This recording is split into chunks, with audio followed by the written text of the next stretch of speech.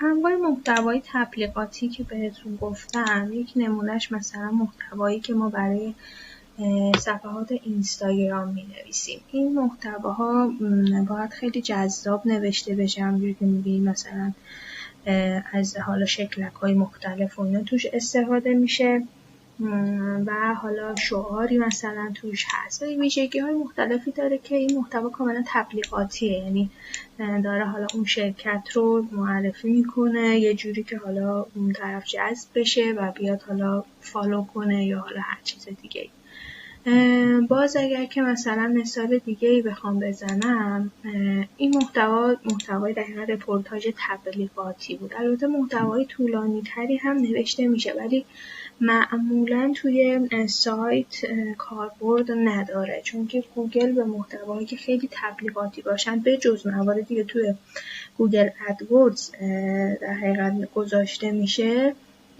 خیلی اهمیت نمیده و محتوای تبلیغاتی رو نمیپسنده. به خاطر همین مدل اصلی محتوایی که ما می‌نویسیم بیشتر برای بکلینک گرفتن محتواهای رپورتاژ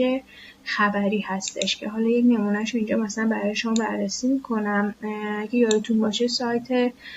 پارسه رو با هم دیگه الان دیدیم که لوازم و تحریر و حالا اسباب بازی و این چیزا میفروخت. ما اومدیم برای این سایت یک رپورتاژ خبری نوشتیم و همینطور که میبینید توی اصلا در حقیقت نحوه انتخاب موضوع و تیترها ربطی به اینکه حالا ما بخوایم سایت پارسه رو معرفی کنیم نداره، بلکه حالا توی یه قسمت‌هایی از این متن که معمولا انتهاش اومدیم حالا یک اشاره کردیم که مثلا میتونید از سایت پارسه حالا این موارد رو خریداری کنید.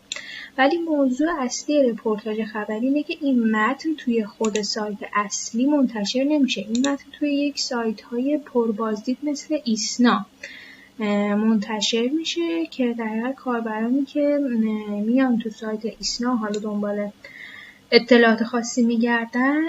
این مقاله رو میبینن و مراجعه میکنن از طریق لینکی که گذاشته شده به اون سایت اصلی مد نظر ما و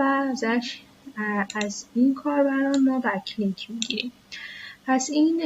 یه مدل رپورتاژ خبری، رپورتاژ تبلیغاتی هم که بهتون گفتم و یه مدل هم مقالات آموزشی هستن. ببینید مقالات آموزشی مثلا الان یک نمونه‌ای که ما مثلا داریم تولید میکنیم محتواهایی هستش که از روی ویدیوهای آموزشی مثلا ایلاستریتور نوشته شده، یعنی که مثلا اینجا یک سری ویدیوهای آموزشی موجود بوده و حالا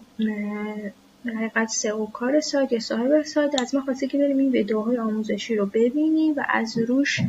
در حقیقت مقاله بنویسیم و ما این مقاله ها رو با توجه به این ویدیوها نوشتیم. یا مثلا توی یک سایت دیگه مثلا فراپیامک که من برای شما مثال بزنم، مثلا اینجا ببینید که پنل های مختلفی وجود داره که مثلا کاربر میتونه بیاد مثلا این پنل رو خریداری کنه. مثلا از ما خواسته شده بودش که بریم با این پنل ها کار کنیم و براشون محتوایی بنویسیم که حالا مثلا از این پنل پیامک اون طرف چطور میتونه استفاده کنه و خب نوشتن این محتوا فرق میکنه با اینکه شما مثلا بخواید یه موضوعی رو به شما بدن بگن حالا برید مثلا تو گوگل سرچ کنید و از روی گوگل بنویسید. ما برای نوشتن یک همچین مقاله‌ای که مثلا اومدیم با پنل پیامکی این سایت آشنا بشیم شاید خیلی حدود 2 ساعت یا 3 ساعت زمان گذاشتیم تا بریم با این پنل کار کنیم و ببینیم حالا اصلا چطوری انجام میشه کار توش و بیایم بعد درباره‌اش محتوا بنویسیم. پس یک سری از محتواهای آموزشی هم که از شما خواسته میشه بنویسید باید خودتون برید و با اون پنل کار کنید و هر چیزی که یاد گرفتید یا هر چیزی که بلد هستید رو درباره‌اش بنویسید. انواع محتواها دیگه اینجا به پایان میرسه. باز بریم دیگه جنبندی نهایی رو داشته باشیم و این مبحث آموزشی رو تموم کنیم.